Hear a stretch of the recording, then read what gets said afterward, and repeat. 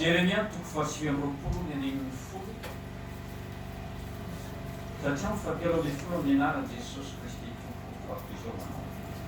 Fa izao nolazainy hoe rehefa tapitra ny fitopolo tao ny amin'ny Babilôna dia mangy anareo aho fa ho tanterahako aminareo ny teniko tsara ka mpodiko ho amin'ny tany amin'ity tany ity ianareo. Fa izao mahalala ny hevitra ny heverako anareo ho iave ny hevitra ahatonga fiadanana fa tsy loza mba nome anareo fanantenanany amin'ny fary ary antso ahy anareo ka andesy hivavaka amiko dia iaino anareo ary hitady ahy anareo dia ho hitanareo raha katsahanareo amin'ny fonareo rehetra. Matio toko faraka ambin'ny folo ny andeniny raika ambin'ny folo ka hatramin'ny fahadimy ambin'ny folo.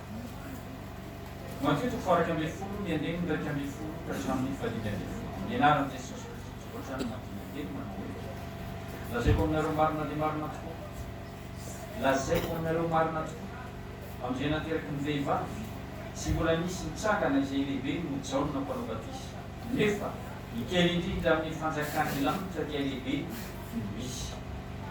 Ary hatramin'ny Jaona mpanao batisa ka mandraka ankehitriny ny fanjakany lanitra dia rombana ary ny mpandrobaka makazy ankera. Ny mpaminany rehetra sy ny lalàna dia naminany hatramin'ny Jaona. Ary raha mety mandray ianareo dia izy ilay eny izay ho avy izay manao tsofina hoe tsy miaino aoka izy iaino. Da in'Andriamanitra nikeny atanteraka ny heviny ao anatintsika tsirairay avy voavolavolatsika voaomana ny fitenany Kristy Jesosy eny Andriamanitra amin'ny anaran'i Jesosy Kristy tompo. Amen.